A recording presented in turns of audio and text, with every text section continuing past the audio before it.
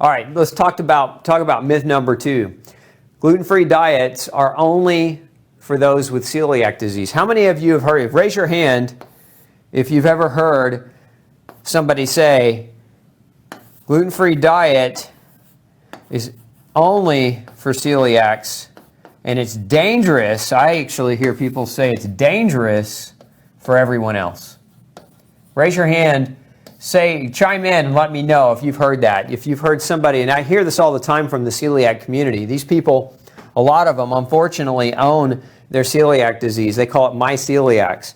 And they take like pride and ownership. And you don't have to have celiac disease if you just change your diet. There should be no pride of ownership of illness anyway. Like that's just a completely, it's an unfortunate way to look at things. So they tell you that it's dangerous, and this is a psychological component. They tell you it's dangerous because more than anything, they want to feel special. Special in misery. Right? Because they are restricting their diet, and they're avoiding wheat, barley, and rye. They're miserable doing it, and they want to because they're miserable doing it, they want to feel special in the doing of it. Now, I'm not saying this about everyone with celiac disease, so if you're tuning in and you're listening to this show and you're like, well, I have celiac disease, and I don't feel that way. This is not a blanket statement for everybody, but you'll hear this type of statement come from a lot of people with celiac disease. You'll also hear this statement come from a lot of doctors who are untrained in nutrition. They'll say that the gluten-free diet is dangerous, and they'll say that it's dangerous. Again, going back to this myth number 1, they'll say it's dangerous because their claim is that a gluten-free diet causes malnutrition, and that's why they're making that claim that it's dangerous. But as I've shown and broke it down here, gluten-free diet is not dangerous. A highly processed refined corn and rice substitute diet is. So again, it's all about differentiation. So let's talk about why this myth number 2 is a myth beyond that. So only those with celiac should avoid gluten. Well, let me pull up a diagram here and show you why that's false. So this is out of the journal Food Science and Human Wellness. And so this is just a synopsis of the symptoms that people with celiac disease and non-celiac gluten sensitivity develop. Now, I want you to pay close attention here. We have this diagram in the middle, and you can see over here on the left-hand side, we've got, again, gastrointestinal manifestations. This is celiac, right? So typically, celiac is associated with diarrhea, vomiting, distended abdomen, failure to thrive. This is in kids, failure to thrive. That means they're not growing. They're failing to thrive. They're failing to grow. This is the typical celiac. Now, we can also get pain, GI pain. Okay, is also a common manifestation over here. But this is, again, your classic celiac disease. Now, here's what I want you to understand. There's a term called non-celiac gluten sensitivity. Okay, non-celiac. This is celiac. Non-celiac gluten sensitivity. Let that sink in for a minute. What does that mean? That means a person can still be gluten sensitive even though they don't have celiac disease. Now, of the population in the United States, and this is arguably true of most major industrial countries, 1% of the population, about 1%, has gluten sensitivity to the point that develops celiac disease. 7% have non-celiac gluten sensitivity. So people with non-celiac gluten sensitivity outnumber people with celiac disease 7-fold, 7 times the quantity. And this is important to understand. And these over here on this side of the diagram are many of the symptoms that people with non-celiac gluten sensitivity manifest with. You can see, and there's a lot of them. Look at all the different symptoms, neurological symptoms, psychiatric manifestations. Look what we know. And this has all been studied.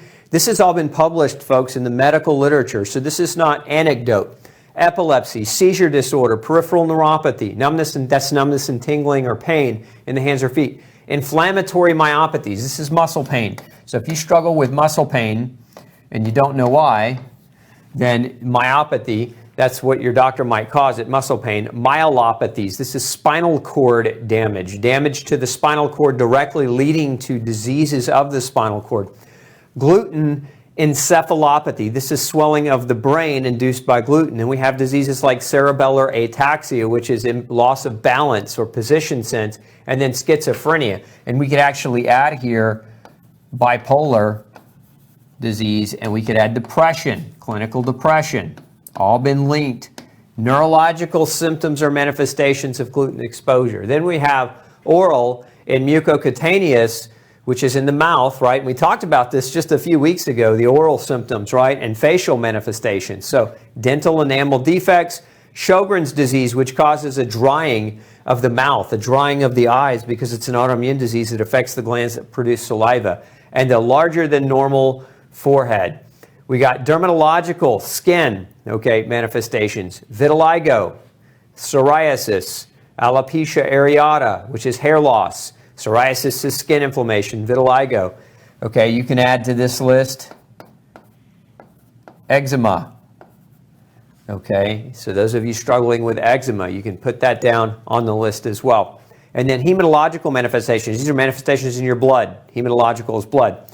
So anemias, megaloblastic anemia, that's large cell anemia. Thrombocytosis, which is effective of the platelets, and then thrombocytopenia, which is low levels of platelets, leukopenia, which is low levels of leukocytes or white blood cells, and thrombolism, which is excessive clotting, and then bleeding tendency and lymphoma. These are all, again, lymphoma is a type of cancer. It can kill you. This is a manifestation of gluten exposure without celiac disease. And then liver manifestations, hepatic manifestations, cirrhosis, biliary cirrhosis, primary sclerosing cholangitis, which is basically gallbladder inflammation, autoimmune hepatitis, which is an autoimmune reaction in your liver causing inflammation, hemochromatosis, which is excessive iron overload, and then fatty liver disease can develop, including non-alcoholic fatty liver. So it's not, again, this is not alcohol-inducing fatty liver, and then hepatic malignancies and liver failure. So we know gluten can really hammer the liver. Now we could go on and on. These are just some common ones that this particular research study was overviewing. We could talk about kidney dysfunction. We could talk about osteoporosis being linked to gluten sensitivity. There are a number of other manifestations. This is not comprehensive, but I wanted to show this to you because, again, so many people say if you don't have celiac disease, you have no reason to go gluten-free. Well, what if you have all of these problems or one of these problems? These are pretty bad too. A lot of people will say celiac is the worst one. Celiac, I would say I would rather not have lymphoma. Lymphoma can kill you. Celiac can kill you. Which disease would you like today that could possibly kill you?